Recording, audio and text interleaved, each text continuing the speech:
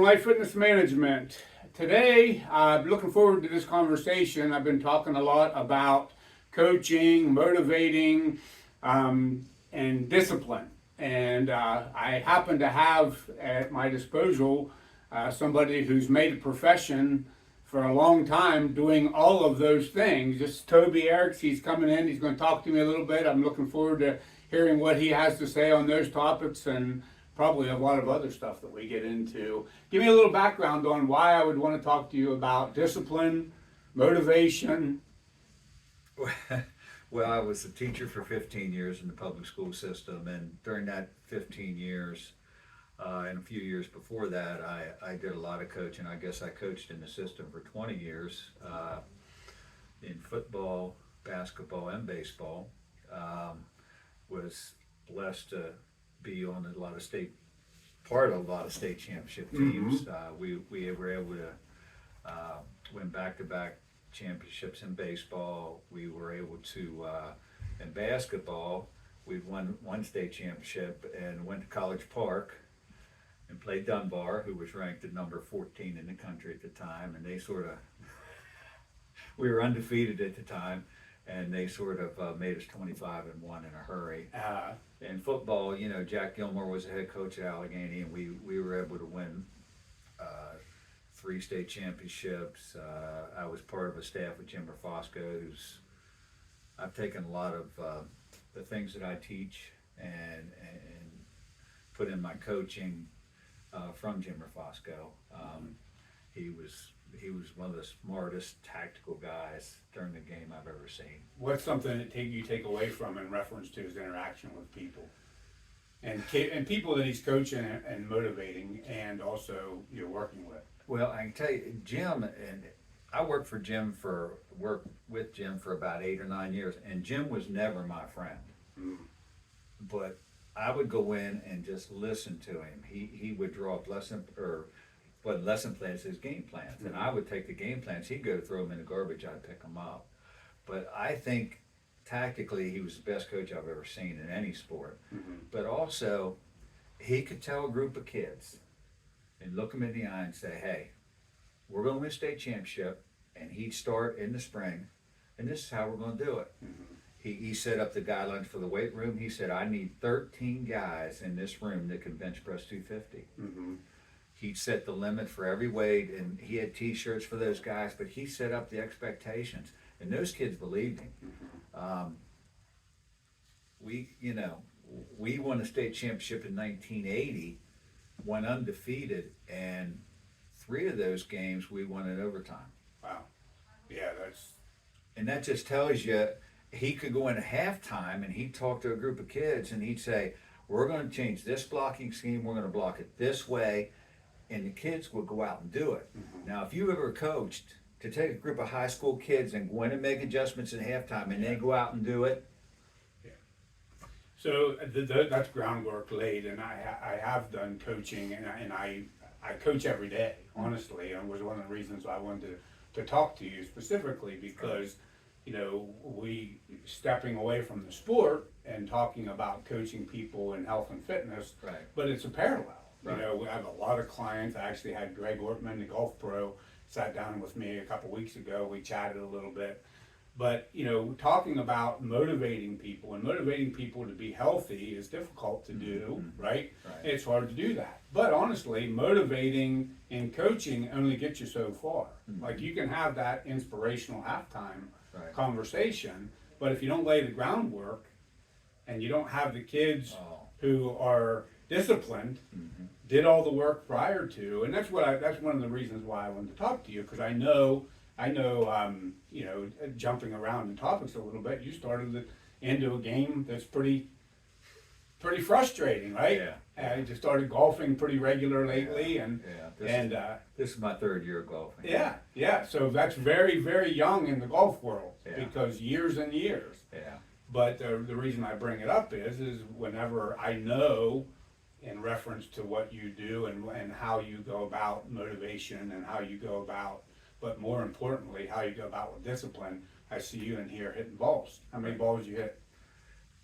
Probably 100 a day. Yeah. So, recognizing that you have to do those things consistently over and over again is really important. But I also, bringing kind of it into the health and fitness topic, I also know you take a pretty good bit of pride in how you appear, look wise, physically, and taking care of your health. What's a workout for Toby look like?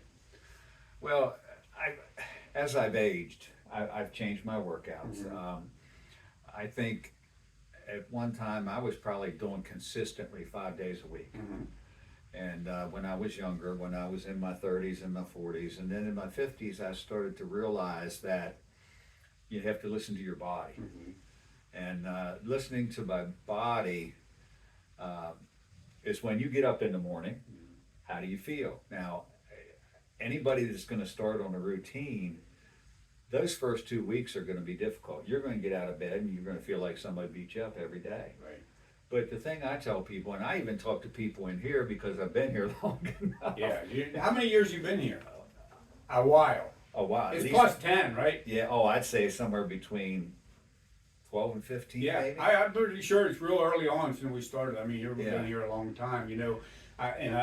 Your train of thought leads right into where I want to go with this conversation. And we were joking about my wife telling me I talk too much, but I was trying to make sure I guide where I want to go. But in reference to what is the motivation of working out 25, 30, 40 years ago compared to the motivation that keeps you working out now, Yeah. it's changed, right? Oh, it's definitely changed. And, I can't explain it, but the feeling I have when I leave the gym, I can walk in here and number one, I can have a stress day. I was principal for 8 years, and that's not a business that you can avoid stress in. And I'd walk in here, and you know what? When you're a principal and you communicate with people, you get to a point in the day where you don't want to talk. Mm-hmm. And I would come in here, and that's the reason I came every day. And I would just work through that stress. I'd get in here and I'd work out. Eventually, instead of 5 days a week, I'd say I'm more 4 to 3 days a week. Mm-hmm. I do more walking. Right. I do other things. That's another reason I started playing golf. I retired and I thought, guys have been after me for years. Come play golf. Come play golf. Well, it's a hard sport. It's a hard game. Right? It is a hard game, and like this is my third year, and it's getting better. But I think just having a challenge in front of me is, and don't get me wrong, I will never be as good as those guys I play with, but I'm getting better. Yeah. You know what I Yeah. mean? I'm getting better, and I feel good about where I'm at right now.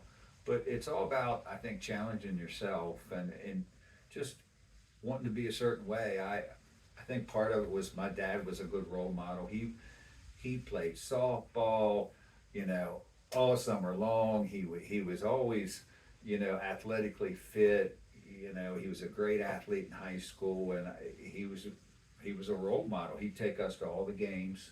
Yeah. And it's funny, as a kid I'm watching these guys, and little did I know as I grew up and became a coach myself, some of these guys have been coaching for 15 years that my dad was playing with. Right. And you talk about role models. Yeah. That's an incredible part of that because Yeah. people are watching all Yeah. the time, Yeah. and if you want, we talk about it in reference to training and living the lifestyle, healthy lifestyle. And we all struggle with it periodically. Things come into life. The roller coaster of life goes up and down, but you have to maintain that consistency, that over and over again. And if you put that out there, and that steps beyond motivation, right? That steps beyond motivation into discipline. Right. Like no matter what's going on around you, how much you're involved or how much you do changes a little bit. Right. But the discipline of doing it over and over and over and over again, there's no substitute for that. Well, and as my father told me all the time, there's good habits and bad habits. Mhm. And I've gotten in this habit, and sometimes I'll be at home and I'll tell my wife, look, I got to go for a walk, and she'll go with me, or I got to go to the gym. I come out of here, life is good. Yeah, we talk about that you talk about stress. Yeah. I can't even imagine being a principal and having to deal with the discipline of kids and doing all the stuff that goes on with that, and you know, I'm lucky I get to work with adults, and most of them are pretty motivated to do what they want to do, and they listen and all the stuff that goes along with it. But a lot of them sit right there where you are, or out there on the floor, and we talk about stress. You know, we talk about the feeling you get after you leave the gym in reference to what you felt like when you came in. And most of the time, I would say 90% of the time, people leave here feeling better than they did when they came in. And there's physiological reasons for that. Right. You know, everything, like when you put your body under stress, all of the systems in the body react to that stress. Well, your body doesn't necessarily know if it's stressed mentally or physically. Yeah. All it does is activate the systems, right? So if you've had a stressful day and you go into the gym and you activate the system for the stress you're putting it under at the gym, inevitably it fixes or at least helps a lot with all those stresses. So it's really important to recognize that, and one of the big reasons why people come in is that do that. No, you know, the motivations for people, and we're kind of jumping around a little bit, but motivations, I talked to you a little bit earlier about motivation of coming to the gym. You know, one of the things that we know at Life Fitness Management is a lot of people come in, you know, we're a little longer in the tooth now. You know, we've been around for a while. And the reason why we come to the gym now and do the things that we want to do is the golden years. You're retired, you're out golfing, you're doing these things that you want to do, and you want to be able to do that for as long as you can do it, but also be able to do it as good as you can do it, right? And that takes amount of effort on your part, right? You hit on something earlier that I wanted to go back to, and that's doing hard things. You know, challenge yourself to do hard things. Oh, yeah. I think challenging yourself to do hard things is probably one of the greatest gifts you can give yourself, because you elevate. You know, and I know that golf is one of those things that that give you fits, so to speak, but it's challenging. It is, but you know, but I put it, you know, going back to the training part, I go back to, you know, number one, when you're training and you're getting fit, this is going to sound a little egotistical, but you can see it in the mirror. Yeah. Every night when you go in and shave or when you shower or whatever, you can see it. It's right there in front of you, and when you're making gains, it's not hard to see. It's not. And I think that is a big piece of it. People, you know, I have people say, well, that guy's over there looking in the mirror. I said, that's not a bad thing. No. It's not a bad thing that he's looking in the mirror or she's looking in the mirror. That's part of the battle every day of getting out of bed and going to do something you know is going to benefit you. And I look at it now, I'm in a situation where, hey, I want to prolong my life. Like you said, I want to do the things I want to do. It took me 42 years before I got to retire. Right. And I'm going to do everything I can while I can. Right. You did a lot of stuff going into that. Right. To get you to this point. Right. But you're not going to stop. No. Now.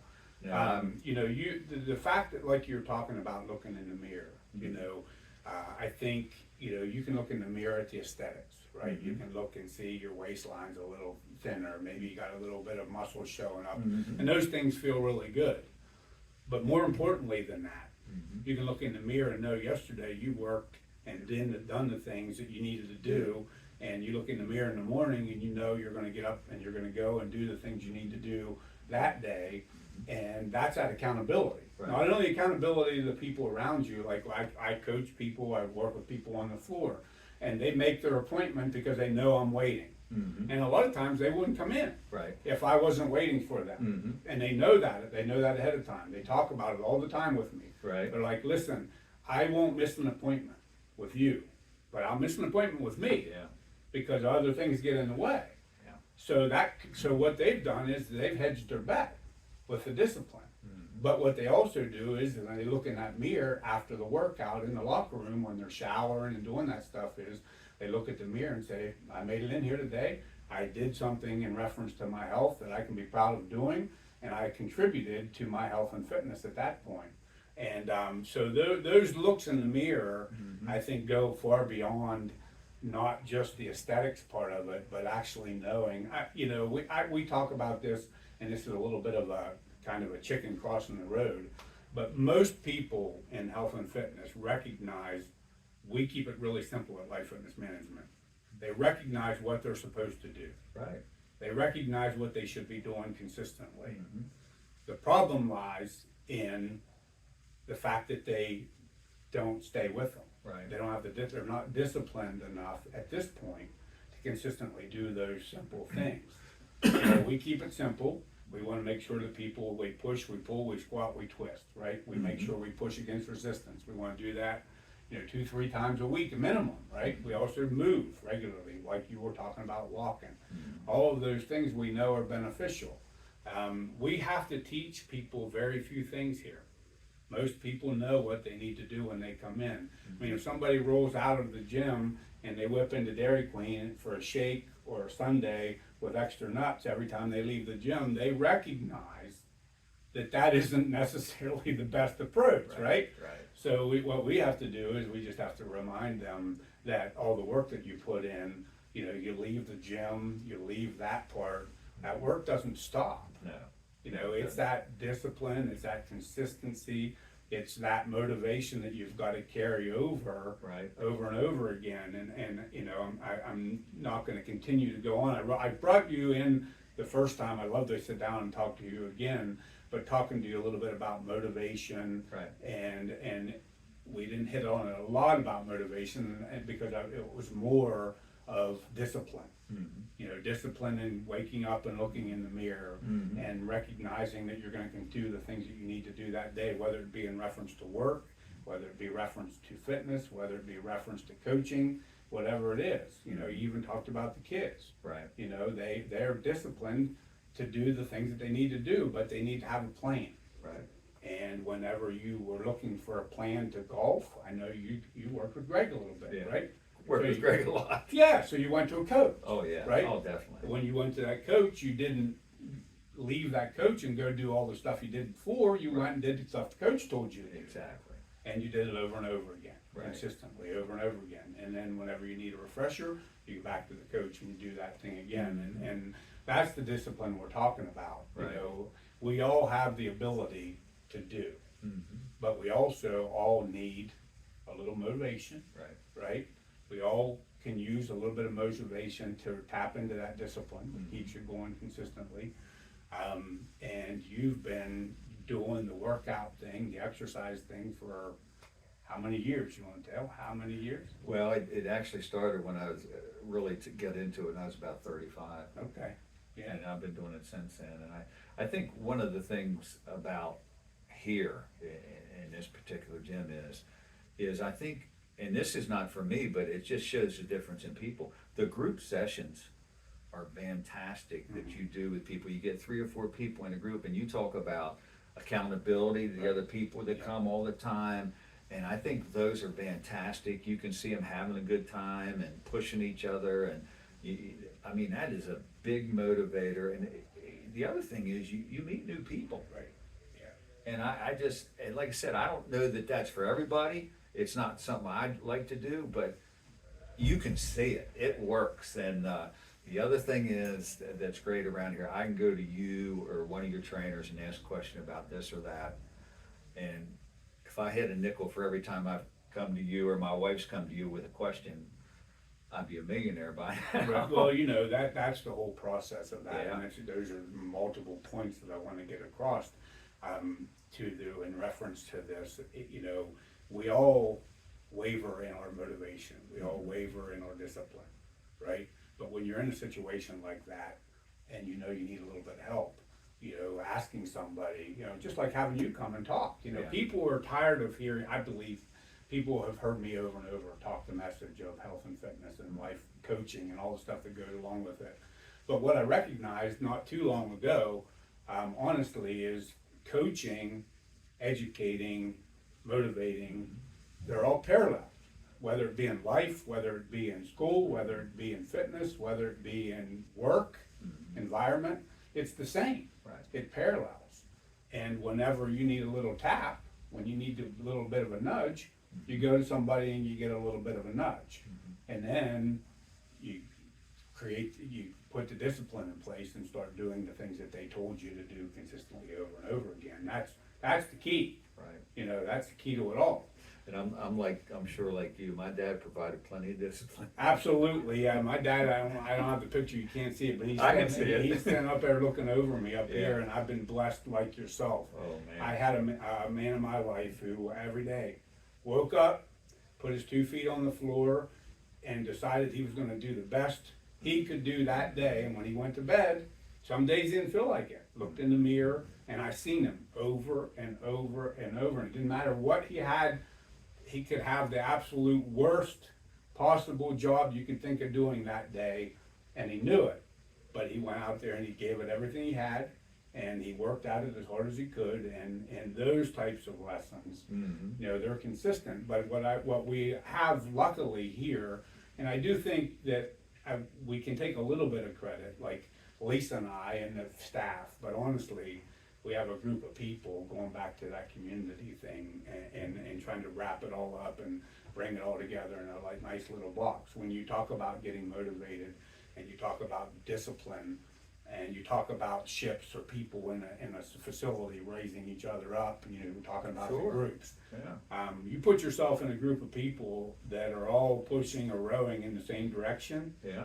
Whenever you need help, they're gonna be there to help you. Right. And whenever you see they need help, you're gonna be there and helping them, and there's nothing better. Yeah. You know, I know you've been a part of a lot of good teams going back to where we started at the beginning, and, Mm-hmm. you know, I know Life Fitness Management, we have a championship team, Right. and you're a great part of it, and, I'm working really hard in these conversations to reach out to some of the resources, get some of the coaches that have been maybe on a different aspect, Mm-hmm. and having a little bit of a conversation and letting people know that, you know, there are people out there to help you if you need a little nudge. Yeah. And also trying to give them ideas of ways in which to go about it. And we can all find that spot in our life where maybe we had a little bit more dedication Mm-hmm. and we had a little bit more motivation. Mm-hmm. There's nothing more important than your health. Nothing. Nothing. Because everything else goes away when that Right. goes away. They Right. say that all the time. And I really appreciate the opportunity to sit down with you and talk a little bit with you, chat a little bit with you about motivations for you, and hopefully somebody out there listening Yeah. will get something out of it. And if Yeah. not, they can come to the gym and they can talk to you in person, right? Well, that's right. I'm pretty consistent here. You are. Yep, you're definitely consistent here, and I do appreciate that too. And I appreciate your time today, and thanks All for right. sitting down with me. Thank you. All right.